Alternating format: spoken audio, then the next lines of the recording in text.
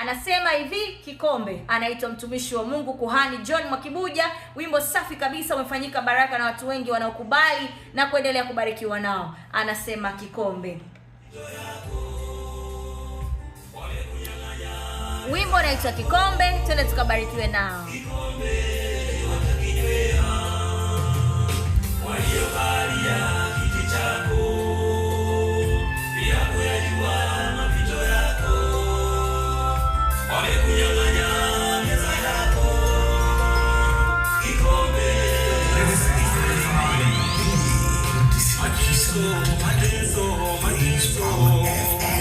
Vifungo, mikosi, bala, kila unacho kikusa, shetani amekaa, umekosa mafuta, siku kipata mihogo, najaribu kucheza kidogo, majirani nao wanakula kisogo.